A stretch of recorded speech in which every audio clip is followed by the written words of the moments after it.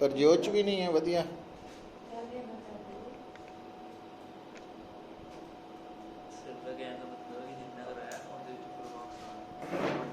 चार यूनिट्स दे विच जिन्ना कवर करूंगी वो जिहड़ा नहीं कराया होएगा मैं ਉਹਦੇ ਲਈ नहीं कीता कोई गल नहीं, बट ये करने पैने। चलो टेस्ट कर लिया हैं, टेस्ट कर लिया वा किथे है, तू भी कर लिया ले कोई गल नहीं, सिर्फ चेक ही करना भी इक्वेशंस बनाना है कि नहीं। आ देखना तो इज इक्वल टू टी किथे गया,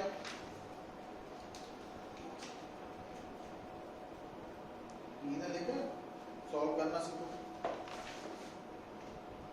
हाँ इनको फर्दर सॉल्व कर लो। की लोड़ है चलो देखो law of conservation of linear law of conservation of linear momentum है ना। तो कल देखो भाई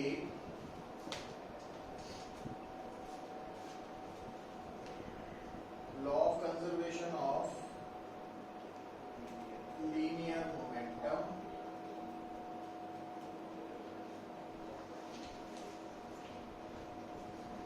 ਹੁਣ ਇਸ ਨੂੰ ਸਮਝਣ ਲਈ ਗੱਲ ਨੂੰ ਸਮਝਣ ਲਈ ਕਿਉਂਕਿ ਨਾ ਹੁਣ ਜਦੋਂ ਤੁਸੀਂ ਲਾਜ਼ ਆਫ ਮੋਸ਼ਨ ਜਦੋਂ ਤੁਸੀਂ ਵਰਕ ਪਾਵਰ એનર્ਜੀ ਇਹ ਟੌਪਿਕਸ ਪੜ੍ਹਦੇ ਆ ਨਾ ਤਾਂ ਅੱਜ ਲਿਖਿਓ ਨਾ ਤੁਹਾਡੇ ਸਾਹਮਣੇ ਇਹ ਵਰਡਿੰਗ ਯੂਜ਼ ਹੁੰਦੀ ਹੈ ਸਿਸਟਮ ਹੈ ਸਰਾਊਂਡਿੰਗ है इंटरनल फोर्सेस है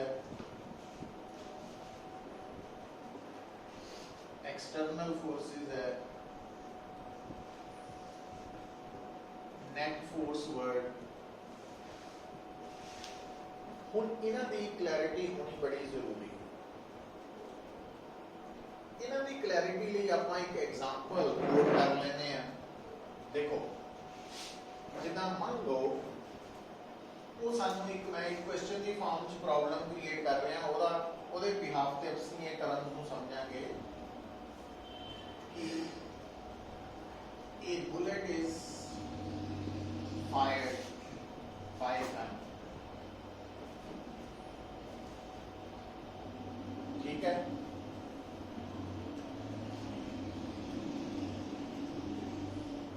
Is there any force acting on the gun, the bullet, the gun bullet system?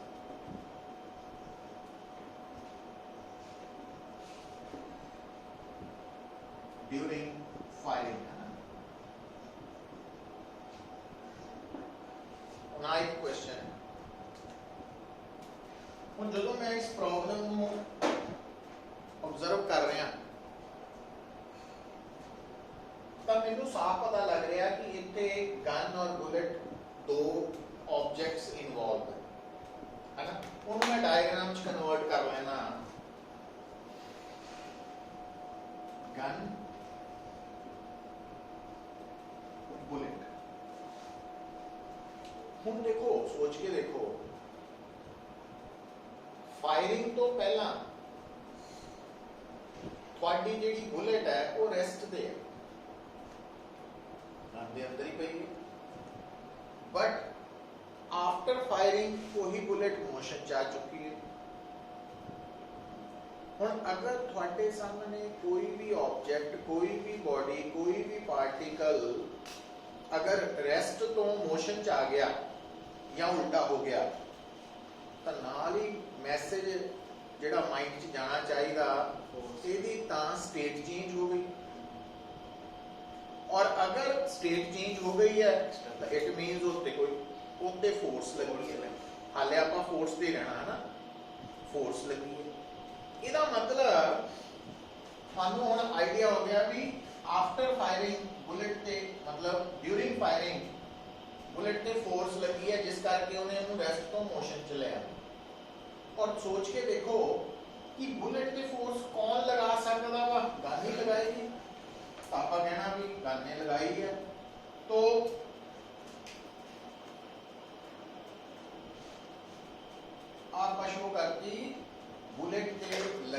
वाली फोर्स, क्योंकि आप मान के चलते हैं गन चो निकली बुलेट इधर को जा रही है तो फोर्स भी इधर ही लगनी, तो इस फोर्स का आप कोई नाम रख लेते हैं ताकि सानू क्लैरिटी हो जाए कि ये फोर्स बुलेट ते लगाई है गन ने, इतना लिख लिया।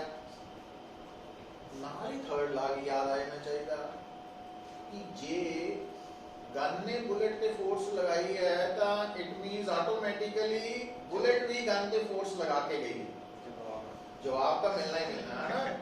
तो हुन पुत्र वो आपां हुन आ फोर्स बुलेट ने गन ते लगाई है तो ਇਹਦਾ भी कोई नाम रख सकते हैं जी भी, पर क्योंकि ये दोनों फोर्सेस थर्ड लॉ के अकॉर्डिंगली लिखियां गईयां, इस करके इन्हां दोनों फोर्सेस का मैग्नीट्यूड सेम है ते डायरेक्शन ऑपोजिट है, चाहे बीजी और जीवी लिखा हुआ है बट मैग्नीट्यूड जे बराबर है ना। ये तो हो गई सिचुएशन तैयार। हुण अज ये भी सानू पूछया कि है उन्हें कहता क्या गन ते फोर्स लग रही है, बुलेट ते लग रही है, गन बुलेट ते लग रही है। हुण ओदे लई देखो हुण जिदा मैं जदों गन ते फोर्स का आंसर करने की कोशिश करांगा तो चाहे मेरे सामने ये दोनों प्रेजेंट है उस वक्त लई मेरे लई गन सिस्टम का रोल प्ले करेगी इस क्वेश्चन इसका आंसर करने, और जेड़ा मेरे लिए सिस्टम है उस वक्त उन्होंने छड़ के दुनिया की हर चीज सराउंडिंग च भी मिल जाएगी। ਇਹਦਾ मतलब पहले पार्ट च मेरे दिमाग च गन एक सिस्टम का रोल प्ले कर रही है और बुलेट सराउंडिंग का, ठीक है। हुण पुत्र जब मैं क्लियर हो गया सिस्टम सराउंडिंग वाल ता इंटरनल एक्सटर्नल फोर्सेस का फर्क समझो। गिवन सिचुएशन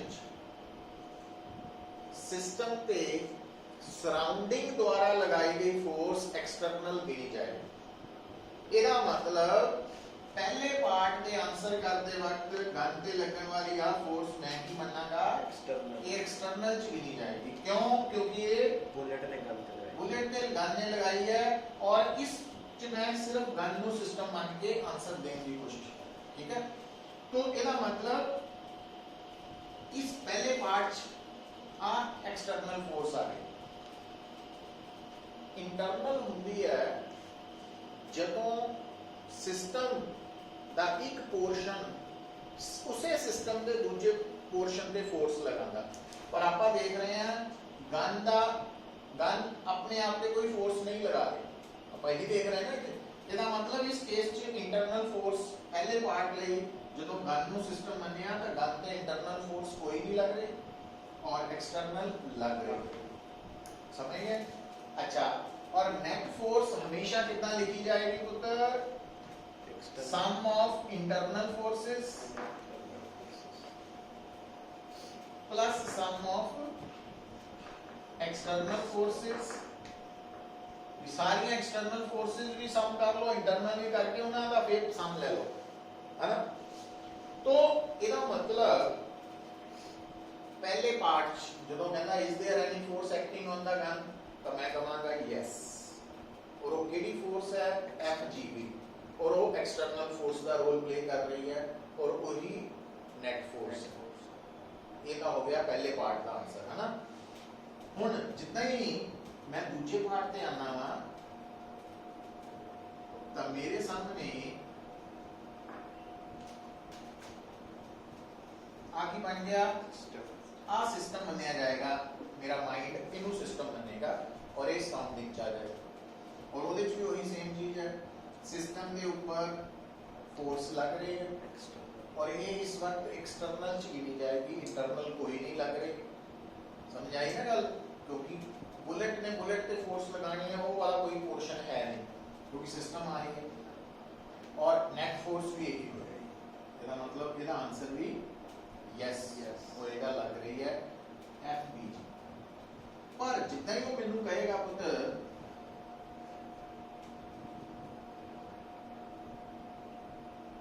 हुण गन बुलेट ਇਹਦੇ ਚੋਂ ਨੇ क्वेश्चन ची क्लियर करता कि तीसरे पार्ट च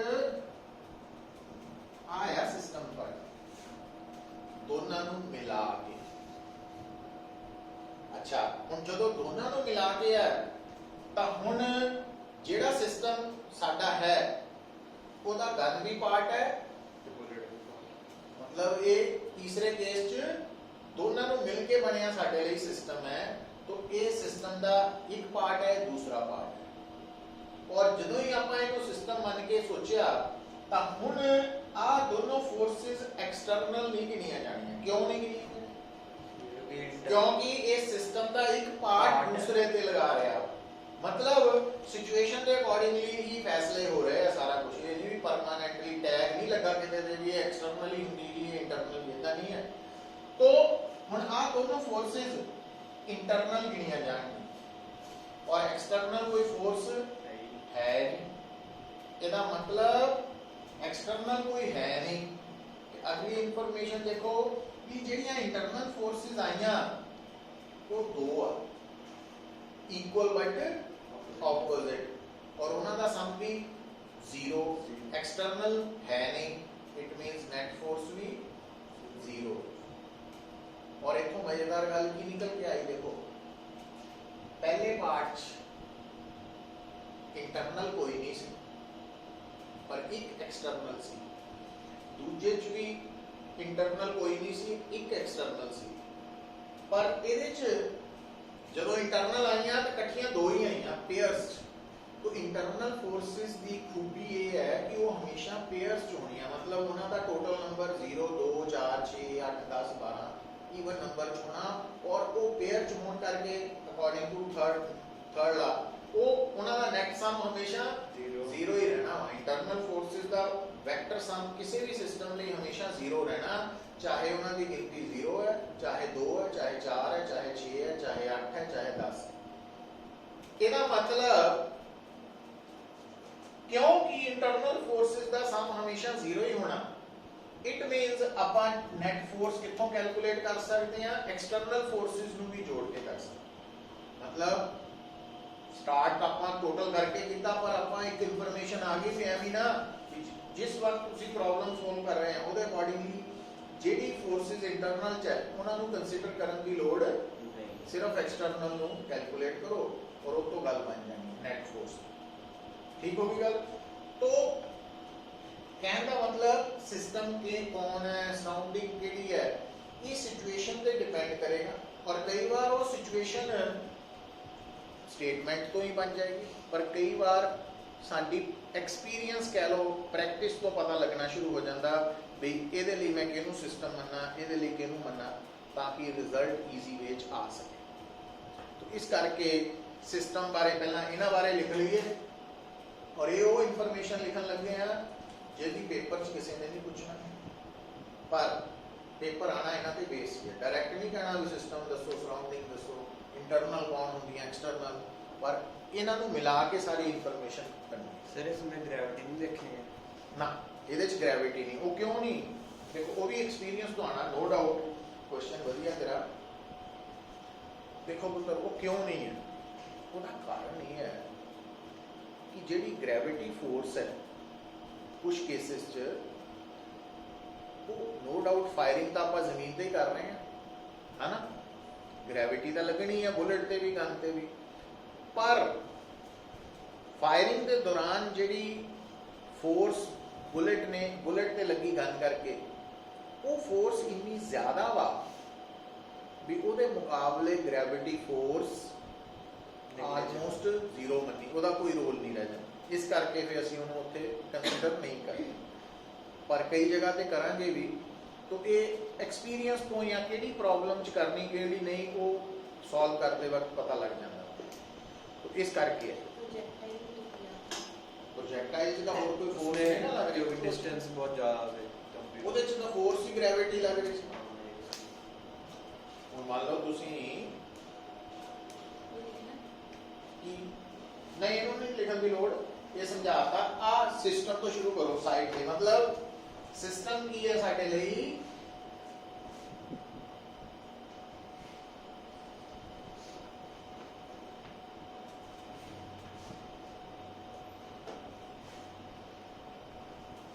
it is, it consists कर लो, it consists of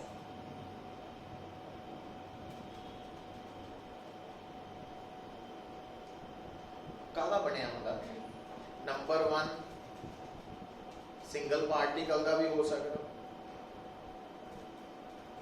नंबर 2 2 और मोर देन 2 पार्टिकल्स भी हो सकता,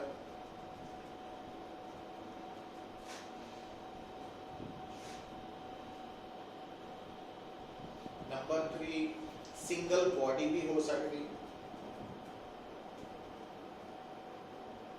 नंबर 4 2 और मोर देन 2 बॉडीज भी हो सकती। और अगली लाइन लिख लो, विच आर अंडर ऑब्जर्वेशन, जो साडी ऑब्जर्वेशन के अंडर है तो उन्होंने असी सिस्टम कहते हैं।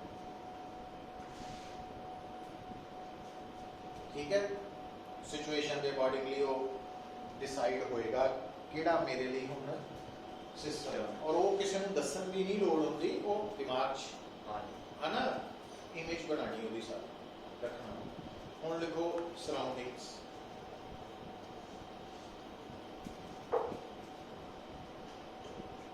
everything except system, everything except system, system ਨੂੰ ਛੱਡ ਕੇ ਬਾਕੀ ਸਾਰੀ ਦੁਨੀਆ ਦੀ सराउंडिंग्स ਉਹ ਸਰਾउंडिंग ਚ ਨਹੀਂ ਹੈ। ठीक है, फिर बेटा लिखो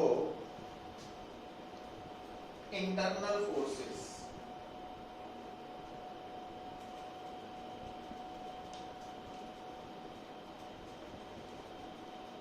इंटरनल फोर्सेस हुण देखो, these forces are exerted by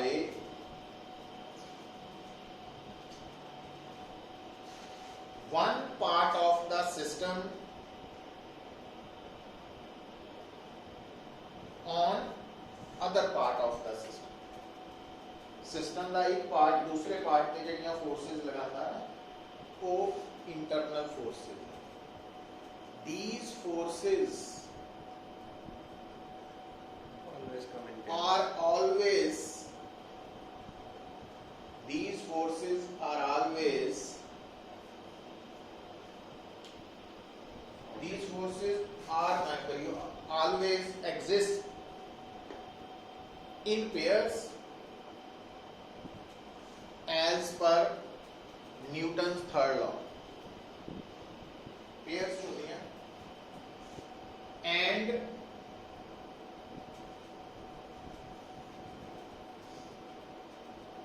these forces and sum of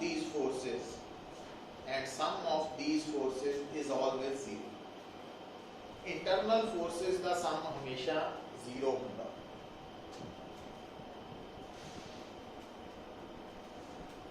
फिर आ जाओ external forces, external forces,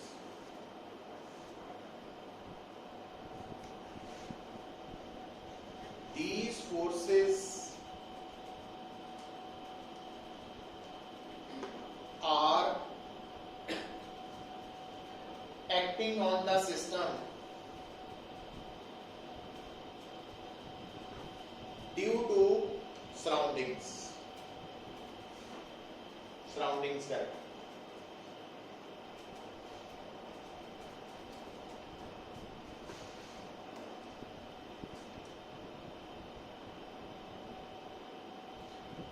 they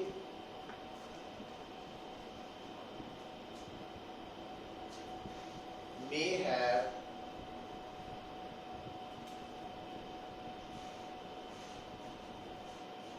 zero resultant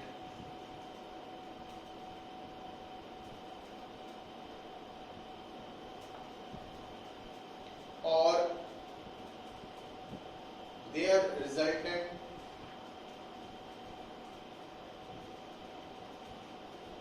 may be non-zero. जिदा इंटरनल फोर्सेस का सम जीरो है हमेशा पक्का ही है, एक्सटर्नल का सम जीरो हो भी सकता नहीं भी हो सकता, and They may or may not be in place. there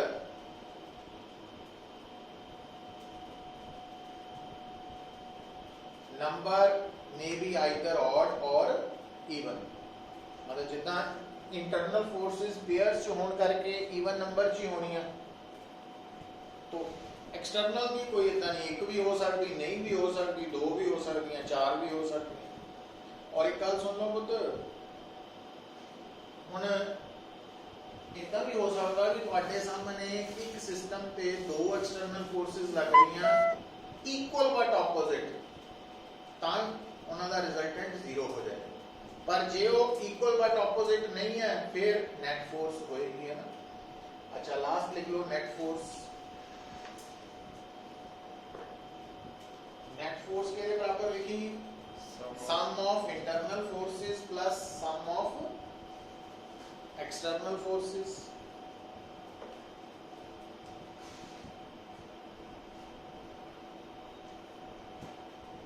पर आप हम ऊपर वाली डिस्कशन जो देख चुके, as sum of internal forces is always zero,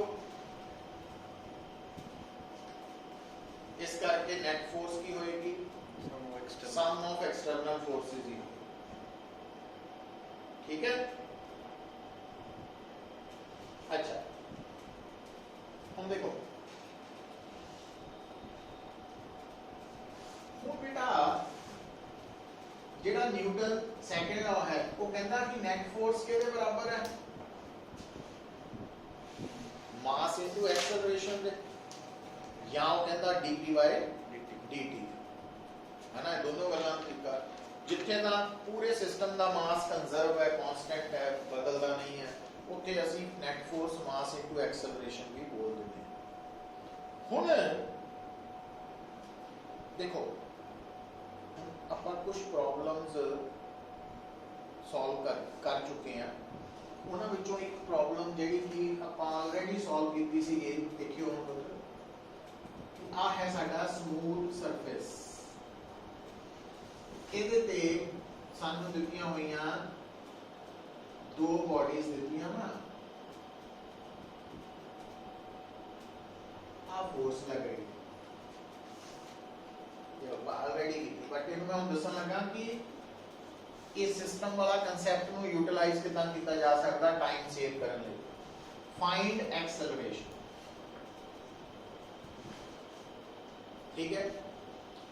हुन इस केस च एक तरीका दा ਇਹ ਸੀਗਾ ਵੀ ਅਸੀਂ ਜਿੰਨੀਆਂ ਬੋਡੀਜ਼ ਇਨਵੋਲਵ ਹੈ ਉਹਨਾਂ ਤੇ ਲੱਗਣ ਵਾਲੀ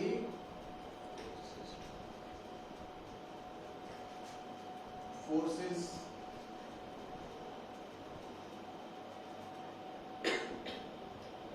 ड्रॉ करके ते ਅਸੀਂ फॉर फर्स्ट बॉडी एक इक्वेशन था आपा, क्यों, क्योंकि अगर ये सिस्टम एक्सेलरेट करेगा तो इस तरफ करेगा, है ना, और जेडी डायरेक्शन एक्सेलरेशन के परपेंडिकुलर है उधर नु फोर्सेस दा सम हमेशा इक्वल बट ऑपोजिट मींस, तो उनको एक इक्वेशन आई है। और दूसरी इक्वेशन अपना m1 is equal to t, t को लिखा है ना, ये अपन ऑलरेडी कांसेप्ट समझ चुके हैं। और जिदा फॉर सेकंड बॉडी है n2 m2g तो m2a is equal to f minus t। और अगर मैंने कोई कहे कि एक्सेलरेशन निकालनी है तो मैं 2 और 4 नु तो m1 plus m2 a common आ गया, f आ जाएगा तो a आ गया। जो मैंने पूछा सी मैं इदा कर लिया ना, एक रूटीन वे है, पर जेडी गल आज आप सीखी है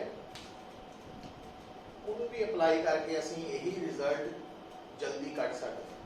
देखो कितना देखो पुत्र ਇੱਥੇ ਤੁਹਾਡਾ ਸਿਸਟਮ ਬਣਿਆ ਹੋਇਆ ਜੇ ਆਪਾਂ ਇਹਨੂੰ ਪੂਰੇ ਨੂੰ ਹੀ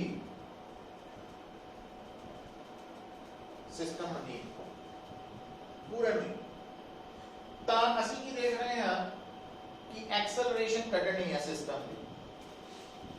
तो ये सिस्टम तीन हिस्सों में बंटिया, एक बॉडी m1 मास की, दूसरी m2 मास की, तीसरी स्ट्रिंग है बिना मास की। स्ट्रिंग बिना मास की बॉडी है ना, है तो है। ये तीन हिस्सों का बनया सिस्टम। अच्छा हुण एक गल ध्यान च रखनी पुत, आप पता कौन है? ये टेंशन है जो स्ट्रिंग ने m1 ते लगाई। ਹੁਣ ਜਦੋਂ ਆਪਾਂ ਇਹਨੂੰ ਪੂਰੇ ਨੂੰ ਸਿਸਟਮ ਮੰਨ ਲਿਆ, ਸਟ੍ਰਿੰਗ ਵਿੱਚ ਹੀ ਆ ਗਈ, ਤਾਂ ਥਰਡ ਲਾ ਨੇ ਕਹਿਣਾ ਕਿ ਜੇ ਆਹ ਵਾਲੀ ਟੈਂਸ਼ਨ m1 ਤੇ ਲੱਗ ਰਹੀ ਹੈ ਸਟ੍ਰਿੰਗ ਕਰਕੇ, ਤਾਂ ਫਿਰ ਆਹ ਟੈਂਸ਼ਨ ਕਿਹਦੇ ਤੇ ਲੱਗੂ? ਸਟ੍ਰਿੰਗ ਤੇ ਲੱਗੂ m1 ਕਰਕੇ। ਉਹ ਆਪਾਂ ਸ਼ੋ ਕਿਉਂ ਨਹੀਂ ਸੀ ਕਰਦੇ? ਕਿਉਂਕਿ ਅਸੀਂ m1 m2 ਤੇ ਰਹਿੰਦੇ ਸੀ, ਸਟ੍ਰਿੰਗ ਨੂੰ ਤਾਂ ਛੱਡਿਆ ਹੀ ਸੀ ਆਪਾਂ। ਪਰ ਇੱਥੇ ਹੁਣ ਸਿਸਟਮ ਦਾ ਪਾਰਟ ਹੈ ਇਸ ਕਰਕੇ। ਔਰ ਆਹ ਕਿਹਦੇ ਤੇ ਫੋਰਸ ਲੱਗ ਰਹੀ ਹੈ? m2 ਤੇ ਲੱਗ ਰਹੀ ਹੈ। कौन लगा रहा? स्ट्रिंग। ਇਹਦਾ ਮਤਲਬ ਥਰਡ ਲਾ ਦੇ ਅਕੋਰਡਿੰਗਲੀ ਇਹਨੇ ਸਟ੍ਰਿੰਗ ਤੇ ਕਿੰਨੀ ਲਗਾਣੀ? ਇਕੁਅਲ ਬਟ ਇਹ ਵੀ ਹਾਈਲਾਈਟ ਹੋ। ਅੱਛਾ ਪਰ ਕਿਉਂਕਿ, ਅੱਛਾ ਹੁਣ ਗੱਲ ਸੁਣੋ, क्योंकि आ पूरा सिस्टम है, ठीक है, तो आ टी और आ टी सिस्टम का एक पार्ट दूसरे पे लगा रहे हैं, क्योंकि m1 और स्ट्रिंग सिस्टम का पार्ट मने आप, और m2 और स्ट्रिंग भी, मतलब आ टी और आ टी और आ और टी ये इस वक्त की है इंटरनल फोर्सेस ची गिनिया जाती है। क्यों? क्योंकि सिस्टम के ਨੂੰ ਮੰਨਿਆ ਤੁਸੀਂ m1 m2 ਤੇ स्ट्रिंग ਨੂੰ, तो इस करके आ फोर्सेस इंटरनल च गिनिया जाਣੀਆਂ और ये जीरो आ रहा देख ही रहे हैं। पर m1 जी इंटरनल नहीं है, ये एक्सटर्नल है, अर्थ लगा रही है ना फोर्स, और n1 कौन लगा रहा है? सरफेस लगा रहा है, जबकि सरफेस सिस्टम च नहीं आ रहा है, आ वाला सरफेस सिस्टम तो बाहर है जितने पई है बॉडी। तो n1 और m1 जी एक्सटर्नल फोर्सेस है कि नहीं? m सिस्टम कौन बने आपा? m1 स्ट्रिंग, तो ਇਹਦਾ मतलब अर्थ भी सिस्टम तो बाहर है ते आर्ट सरफेस भी सिस्टम तो बाहर है। इस करके n1 और m1 जी इंटरनल च नहीं है और अभी एक्सटर्नल च, पर क्योंकि आप देख रहे हैं कि आ चाहे एक्सटर्नल फोर्सेस है पर एक दूसरे को की कर रही हैं? Cancel out. क्योंकि ये कैंसल आउट नहीं कर रही हैं, जे आ ज्यादा घट है तो फिर तो आ ऊपर में उठना चाहिए, ते जे आ ज्यादा वा ये जमीन में दबा के थले जाना चाहिए, इतना तो हो नहीं रहा। इट मींस ये दोनों एक्सटर्नल होके भी कैंसल आउट हो रही हैं, आ भी एक्सटर्नल होके हाँ इंटरनल हो गए कैंसल आउट हो गई है। बचया कौन फिर? आही एक्सटर्नल बची सिर्फ। एफ कौन है? एफ साडे वर्गा ही कोई खिंच रहा ना, वो सिस्टम का पार्ट थोड़ी है, ये हम एफ भी एक्सटर्नल जी है, याद रखियो। तो हुन ਇਹਦਾ मतलब ਜੇ ਤੁਹਾਨੂੰ ਕੋਈ ਪੁੱਛੇ ਇਸ ਪੂਰੇ ਸਿਸਟਮ ਤੇ ਨੈਟ ਫੋਰਸ ਕਿੰਨੀ ਲੱਗ ਰਹੀ ਹੈ, ਤੁਸੀਂ ਕਹਿਣਾ ਐਫ ਲੱਗ ਰਹੀ ਹੈ ਕਿ ਨਹੀਂ? ਲੱਗਾ ਪਤਾ? छोटा रस्ता ना, और नेट फोर्स नु सिस्टम के टोटल मास ना डिवाइड करो। सिस्टम का टोटल मास कितना? m1 प्लस 0 कितना?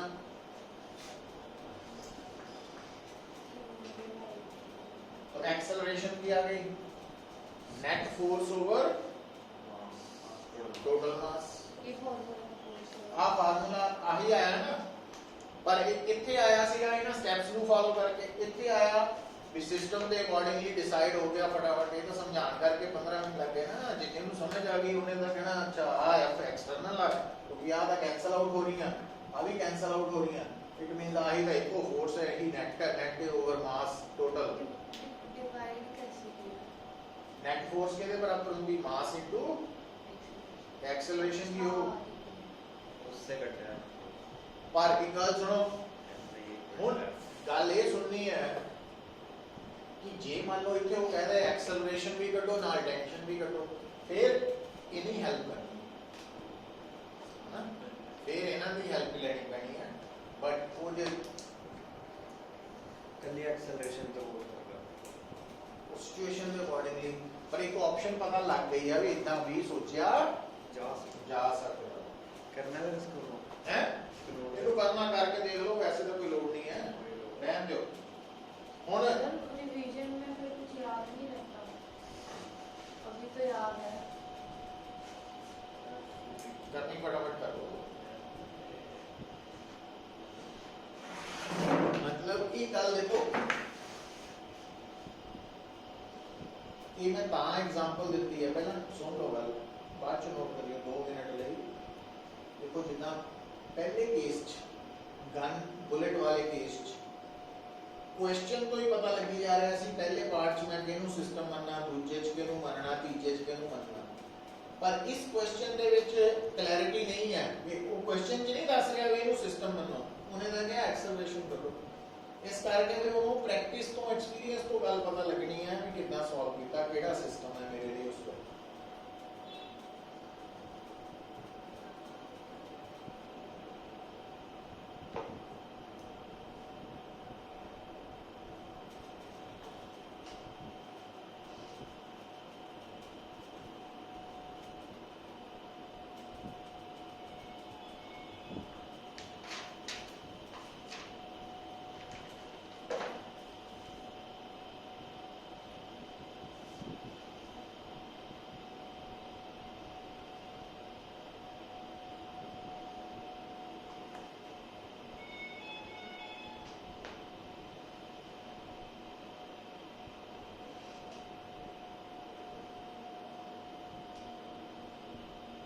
ठीक है थोड़ा आइडिया हो गया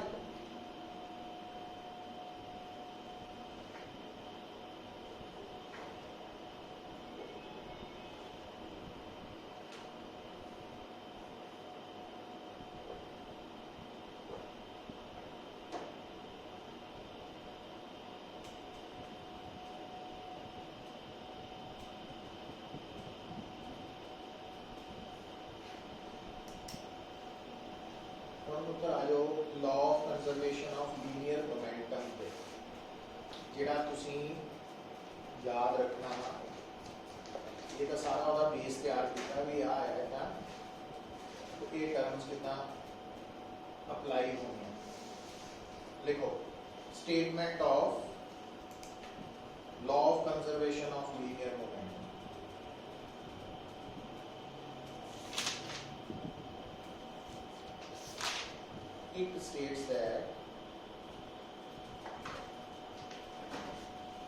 it states that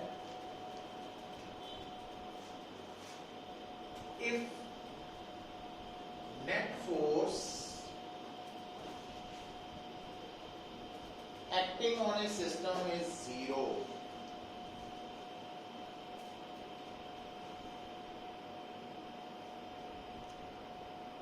then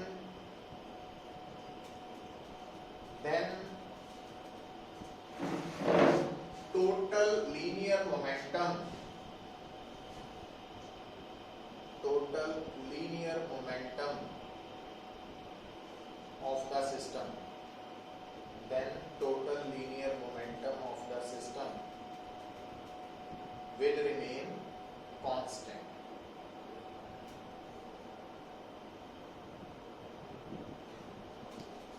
देखो गल नूं समझियो जदों भी ना तुहानूं कोई पूछे कि इस चीज दी इस बॉडी दी मोमेंटम कांस्टेंट है कि नहीं है तो ਉਹਦੇ ਲਈ ਉਹ चेक करो कि नेट फोर्स लग रही है कि नहीं लग रही नेट फोर्स एक्सटर्नल फोर्सेस के बराबर है सामने और जब आप एग्जांपल ही की है क्लैरिटी ਲਈ गन बुलेट वाले ਹੁਣ क्योंकि आप देखा सीगा कि गन बुलेट वाले केस च कल्ली गन ते नेट फोर्स लग रही सी कि नहीं लग रही सी ਗਨ ਬੁਲਟ ਵਾਲੇ ਕੇਸ 'ਚ ਜਦੋਂ ਫਾਇਰ ਹੋਇਆ ਤਾਂ ਕੱਲੀ ਗਨ ਤੇ ਫੋਰਸ ਲੱਗ ਰਹੀ ਸੀ ਕੋਈ, ਉਹ ਐਕਸਟਰਨਲ ਹੀ ਸੀ। Yes. तो इस करके वो नेट फोर्स है, ਇਹਦਾ मतलब गन ਦੀ मोमेंटम चेंज हो जाएगी। ਕੱਲੀ बुलेट ਤੇ ਲੱਗ ਰਹੀ ਸੀ एक्सटर्नल फोर्स नेट फोर्स, ਉਹਦੀ ਵੀ मोमेंटम चेंज ਹੋਏਗੀ। ਪਰ ਜਦੋਂ ਆਪਾਂ ਗਨ ਪਲੱਸ बुलेट ਸਿਸਟਮ ਦੀ ਗੱਲ ਕੀਤੀ ਸੀ ਉਹਦੇ ਤੇ नेट फोर्स 0 ਸੀ। तो ਇਹਦਾ मतलब गन प्लस बुलेट सिस्टम ਦੀ टोटल मोमेंटम, टोटल मोमेंटम मतलब गन ਦੀ मोमेंटम प्लस बुलेट ਦੀ मोमेंटम ਨੂੰ ਮਿਲਾ ਕੇ मींस वेक्टर सम करके ਜਿਹੜੀ मोमेंटम आएगी वो कांस्टेंट रहेगी, है ना। क्योंकि जिन्नियां भी वेक्टर क्वांटिटीज है ना उन्हां दा सम वेक्टर सम ही है, समझ लेना, सिंपल सम नहीं है। अच्छा चलो ਹੁਣ ਆਪਾਂ Newton law of conservation of linear momentum ਦੀ ਗੱਲ ਕੀਤੀ, ਕਿਉਂਕਿ ਸੈਕੰਡ ਲਾ ਕਹਿੰਦਾ F ਕਿਹਦੇ ਬਰਾਬਰ ਹੈ, dp/dt। ਔਰ ਇਹਦੇ ਚ ਤੁਹਾਨੂੰ ਦੱਸਿਆ ਪੁੱਤਰ ਵੀ ਜੇ ਇਹ ਫੋਰਸ ਬੋਡੀ A ਤੇ ਲੱਗ ਰਹੀ ਹੈ ਤਾਂ P we body A the momentum ਹੈ ਜਿਹੜੀ ਚੇਂਜ ਹੋਣੀ। ਜੇ ਫੋਰਸ B ਵਾਲੀ ਹੈ ਨੈਟ ਫੋਰਸ ਤਾਂ ਇਹ ਮੋਮੈਂਟਮ ਵੀ B ਦੀ ਹੈ, ਤੇ ਜੇ ਇਹ ਫੋਰਸ A plus B ਦੀ ਉੱਪਰ ਲੱਗ ਰਹੀ ਹੈ ਤਾਂ ਫਿਰ ਇਹ P we A plus B ਦੋਨਾਂ ਨੂੰ ਮਿਲਾ ਕੇ ਜਿਹੜੀ ਟੋਟਲ ਮੋਮੈਂਟਮ ਹੈ ਉਹ ਉਹਦੇ ਬਾਰੇ ਹੈ। तो अगर F 0 हो जाए, जो कि law of conservation of linear momentum की कहना जे फोर्स 0 है तो फिर dp/dt तो p कांस्टेंट है ना, ठीक है ना। मैथमेटिकल फॉर्म हो गई law of conservation of linear momentum.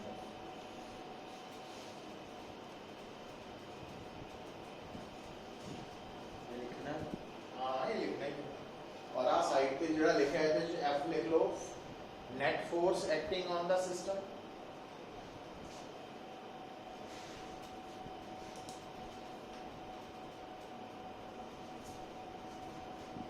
ਤੇ P ਕੀ ਹੈ, total momentum of the system।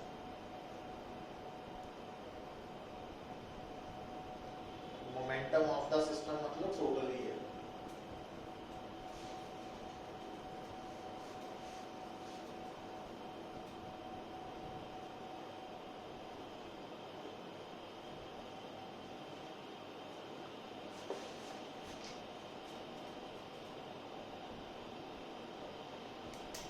ठीक है, ਹੁਣ ਇੱਥੇ ਨੋਟ ਕਰਕੇ ਲਿਖਿਓ, देखो अगर ना कोई पूछे बेटा कि क्या इस सिस्टम की मोमेंटम कांस्टेंट है कि नहीं है, तो ਉਹਦਾ जवाब देने तो पहला चेक करना कि क्या उस सिस्टम पे नेट फोर्स लग रही है कि नहीं लग रही।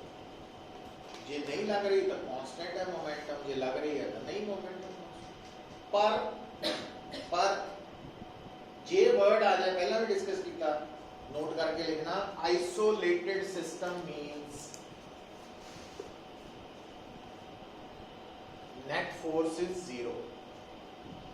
जितने ना वर्ड आ जाए आइसोलेटेड सिस्टम तो उत्ते नहीं पूछना भी क्या है ते फोर्स लग रही कि नहीं, वो अंडरस्टूड ही है भी नेट फोर्स 0 है, ताही आइसोलेटेड किया है। तो आइसोलेटेड सिस्टम में क्योंकि नेट फोर्स लगनी नहीं या 0 होनी, इस therefore total momentum of an isolated system is always constant, हमेशा constant।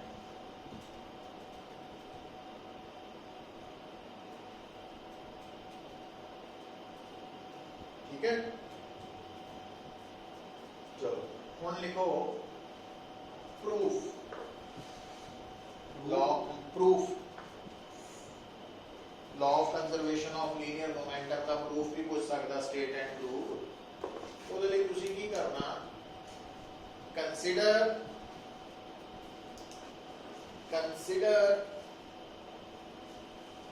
a system be made of two particles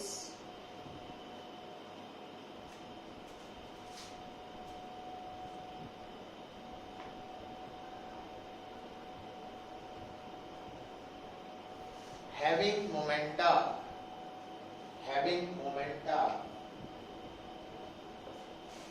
जिन्हां दी मोमेंटम की है p1 vector and p2 vector having momenta p1 vector and p2 vector respectively. तो यदि momentum p1 है तो यदि p2। Suppose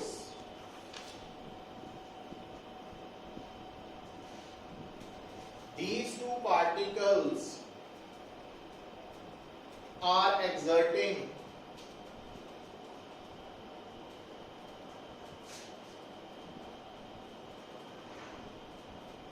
forces on each other.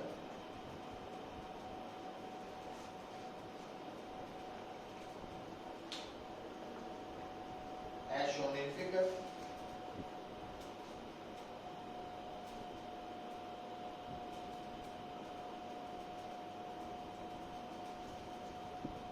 ठीक है, और ये फोर्सेस एज पर न्यूटन्स थर्ड लॉ है, समझ गए ना।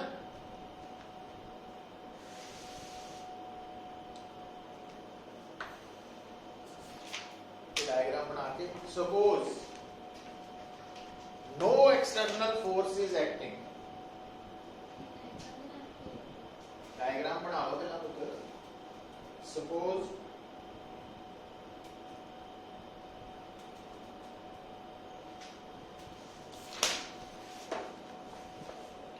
no external force is acting on the system.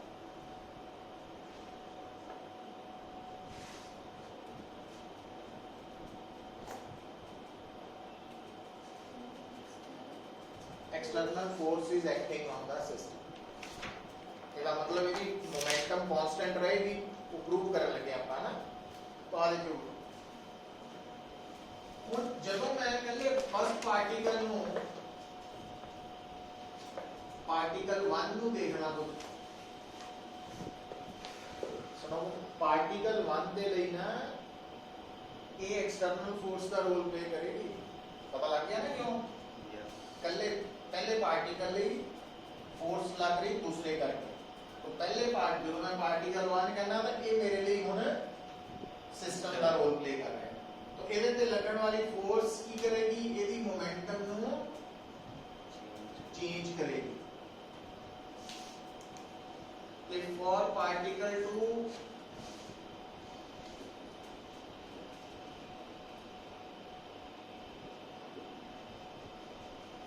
की मोमेंटम चेंज होएगी। एडिंग इक्वेशंस 1 and 2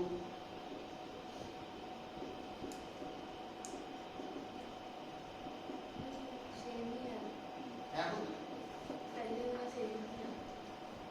ਹੁਣ ਆ ਦੋਨਾਂ ਦਾ ਸਮ ਕੀ ਆਉ? नेट फोर्स पर वो तो जीरो नहीं आउ। क्यों?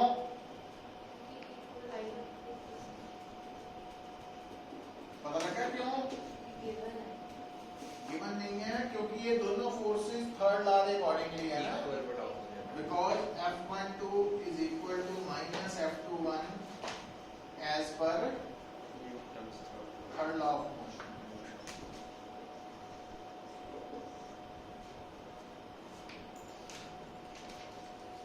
ठीक है, लेफ्ट साइड भी आ रही है,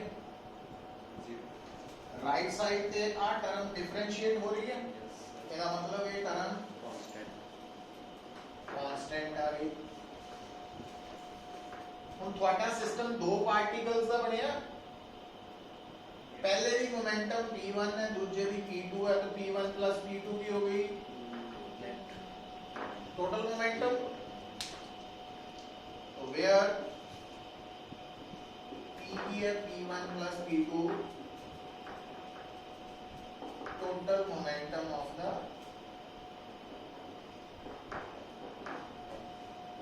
सिस्टम। प्रूव हो गया।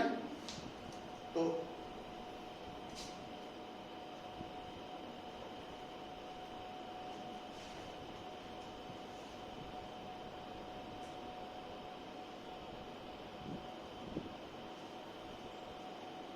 ਕੱਲ ਨੂੰ ਇਹਦਾ ਨਾ ਸ਼ਾਰਟ ਟੈਸਟ ਦੇ ਦਿਓ। ਕੱਲ ਵਾਲਾ ਟੈਸਟ ਸੰਡੇ ਕਰ ਦੋ। ਕੱਲ ਨੂੰ ਨਾ ਇਹ ਕੰਟੀਨਿਊਏਸ਼ਨ ਚ ਖਤਮ ਕਰਨਾ ਟੌਪਿਕ। ਸੰਡੇ ਨੂੰ ਹੋ ਜਾਏਗਾ। ਸੰਡੇ ਕਲਾਸ ਨਹੀਂ ਹੋਏਗੀ, ਸਿਰਫ ਟੈਸਟ ਹੀ ਹੋਏਗਾ। ਸੰਡੇ ਟੈਸਟ ਹੀ ਰੱਖ ਲੈਣਾ ਫਿਰ। हाँ सर ठीक है हैं? सर सारे कल मेरा आगे मैथ ठीक। का भी टेस्ट थी वो पहले ਵਿੱਚ ਹੋਣੀ ਸਭ ਕਈ ਨੂੰ ਨਹੀਂ, ਅਲੱਗ ਅਲੱਗ ਟਾਈਮ ਦੇ ਦੇਣਾ। ਮੈਂ ਤੁਹਾਨੂੰ ਉਹਦੇ ਹਿਸਾਬ ਨਾਲ ਜੀ ਇਕੱਠੇ ਨਹੀਂ ਆਣਾ। ਇਹ ਥੋੜੀ ਸਾਰੇ ग्रुप टेस्ट है ਗਰੁੱਪ ਟੈਸਟ ਨਹੀਂ ਲੈਣਾ। ਪੰਜ ਪੰਜ ਸਟੂਡੈਂਟਸ ਦਾ ਗਰੁੱਪ ਬਣਾ ਦੇਣਾ। सब दोनों बैच को मार्केट का बड़ा खट्टा जा रहा है। ਆਹ हाँ बड़ा खट्टा ਖੱਟਾ ਹੈ। ये गोलगप्पा है ਅੱਗੇ ਮਿੱਠਾ ਲਿਆਵਾਂਗੇ। पहली बार सुना है ऐसा कुछ व्यू ले आओ सर ਇਹ ਮਾਰਬਲ मैंने को सलाह ले लिया सर क्लियर ਤੁਹਾਡਾ ਫੋਨ ਮਿਲ ਜਾਂਦਾ ਕਿਉਂ? ਨਹੀਂ ਰਿਪੇਅਰ ਇਹਦੇ ਚ ਕੀ ਪ੍ਰੋਬਲਮ? स्क्रीन गार्ड ਦੇ ਬਿਨਾ ਖਰਾਬ ਹੋਇਆ ਪਿਆ ਖਰਾਬ ਆ? ਯੈਸ ਆਉ ਚੱਲਦਾ ਤਾਂ ਪਿਆ ਨਾ तो सर आपको ਹੈ। ਕਵਰ ਵੀ ਚਾਹੀਦਾ ਕਵਰ ਕਵਰ ਵੀ ਖਰਾਬ ਹੋਇਆ।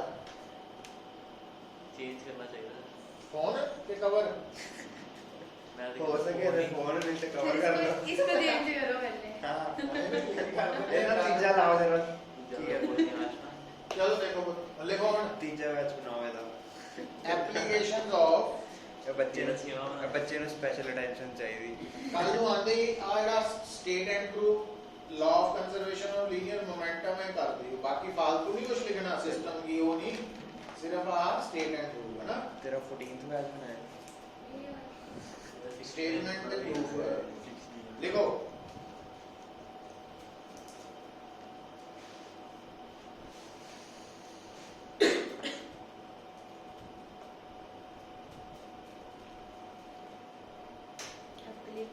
applications of law of conservation of linear momentum।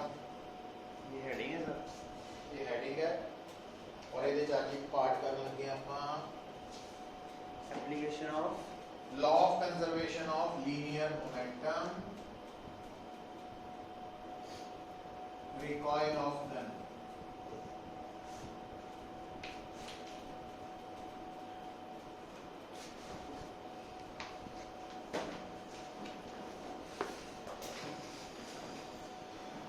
देखो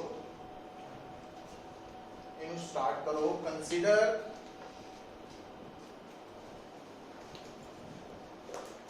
gun plus bullet system. Understood ही है, जो फायर होएगा ताई गन रिकॉइल करेगी तो बुलेट बाहर निकलेगी तो करेगी, है ना। तो दोनों आने ही आने हैं। ਸਰ ਇਹ ਵਹੀ ਵਾਲੀ ਹੈ ਜਿਹੜੀ ਪਿੱਛੇ ਲੱਗਦੀ हाँ वही वाला वो इंपॉर्टेंट है। देखो ਹੁਣ ਜਦੋਂ ਰਿਕॉइल ऑफ गन ਚ आ गया पुत्र ਤਾਂ ਸਟਾਰਟ ਕਿਤੋਂ ਕਰਨਾ? कैपिटल एम मान लेना। Let mass of gun, small M है मास ऑफ बुलेट।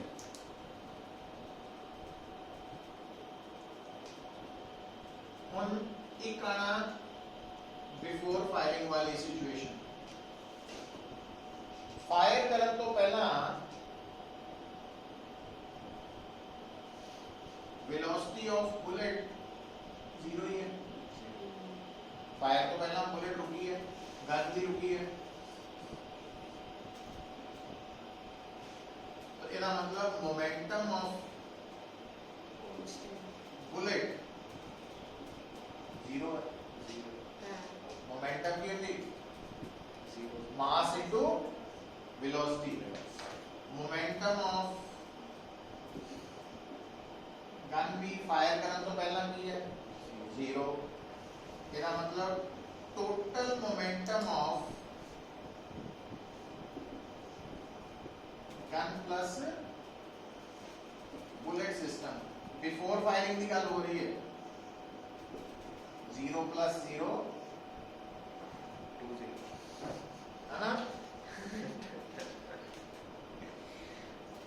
तो गन प्लस बुलेट सिस्टम की फायरिंग तो पहला टोटल मोमेंटम जीरो है। ਹੁਣ ਆਫਟਰ ਫਾਇਰਿੰਗ ਅਗਰ ਦੇਖੀਏ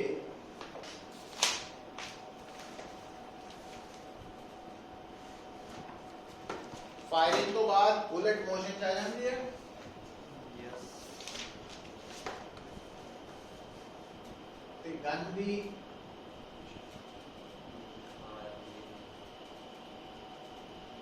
फायरिंग तो बाद मोशन च आ जाती है तो आफ्टर फायरिंग बुलेट की वेलोसिटी स्मॉल भी है गन की वेलोसिटी कैपिटल भी है ते मोमेंटम ऑफ बुलेट हो गया मोमेंटम ऑफ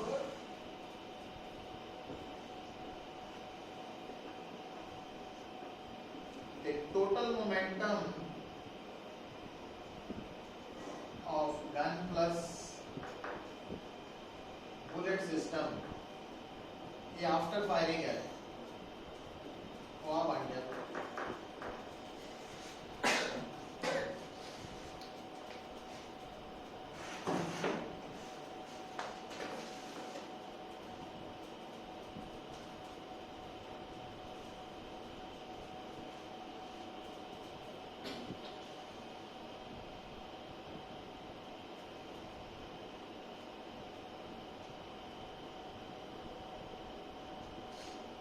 ठीक है तो हम आप इतने लॉजिक की देख चुके हैं as net force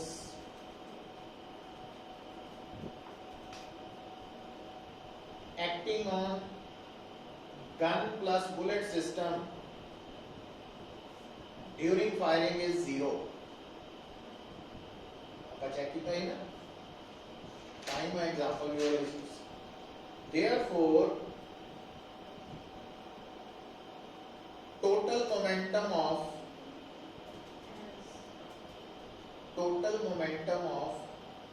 gun plus bullet system will remain constant. इसका मतलब क्या है? इसका मतलब आया उत्तर लिखो कि शुरू तो लेके एंड तक गन प्लस बुलेट सिस्टम की मोमेंटम कोई फर्क नहीं पैना फायरिंग तो पहला वाली टोटल मोमेंटम ते फायरिंग तो बाद वाली टोटल मोमेंटम कोई फर्क नहीं पैना पहला वाली की है 0 बाद वाली आप इतना लिखी है दोनों बराबर और एक बात सुनो एक ही कह रहा है कहना कि क्योंकि फायरिंग तो पहला बुलेट ते गन रेस्ट ते है इस करके 0 + 0 = 0 है पर आफ्टर फायरिंग भी दोनों की मोमेंटम का सम 0 है वो क्यों है क्योंकि आफ्टर फायरिंग दोनों की मोमेंटम इक्वल बट ऑपोजिट हो जाती है इस करके टोटल मोमेंटम ता भी 0 रहती तो इथों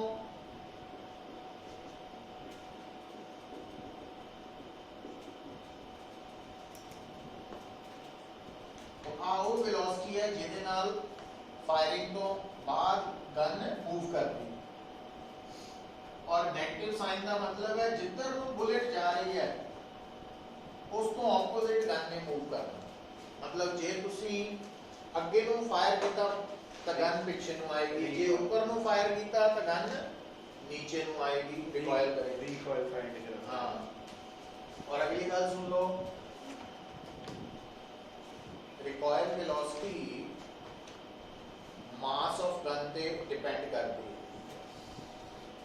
और जितनी घट रिकॉइल वेलोसिटी होएगी उतना चलाने वाले भी इजी होएगी गन ठीक है और रिकॉइल वेलोसिटी घट कदों होएगी लेसर कदों होएगी जदों मास ऑफ गन ज्यादा it means heavy gun JD है हैवी पिस्टल जेडी है वो प्रेफर की घट रिकॉइल करते हैं ना जी लाइटर होएगी वो चलानी खतरनाक है और ਇਹਦੇ ਚ ਵੀ ਉਹੀ ਸੇਮ ਗੱਲ ਹੈ ਕਿ ਜਦੋਂ ਗਨ ਪਾਰਟਿਕੂਲਰਲੀ ਆਪਾਂ ਕਹਿੰਦੇ ਆ ਕਿ ਗਨ ਦਾ ਜਿਹੜਾ ਪਿਛਲਾ ਪਾਰਟ ਹੈ ਉਹ ਸ਼ੋਲਡਰ ਦੇ ਨਾਲ ਨਾ ਪ੍ਰੈਸ ਕੀਤਾ ਜਾਂਦਾ ਉਹਦੇ ਨਾਲ ਕੀ ਹੁੰਦਾ ਜਦੋਂ ਮੈਂ ਕੋਈ ਚੀਜ਼ ਆਪਣੀ ਬਾਡੀ ਨਾਲ ਜੋੜ ਲਈ ਤਾਂ ਉਹਦੇ ਨਾਲ ਮੇਰੀ ਬਾਡੀ ਵੀ ਇਨਵੋਲਵ ਹੋ ਗਈ ਮਤਲਬ ਇਫੈਕਟਿਵ ਮਾਸ ਗਨ ਦਾ ਇੰਕਰੀਜ਼ ਹੋ ਗਿਆ मतलब मेरा मास भी ਉਹਦੇ ਚ ਐਡ ਹੋ ਗਿਆ तो भारी हो गई और तो रिकॉइल घट गई तो रिकॉइल वेलोसिटी जितनी घट होएगी उतना बेटर सेफ होएगा फायर करना है ना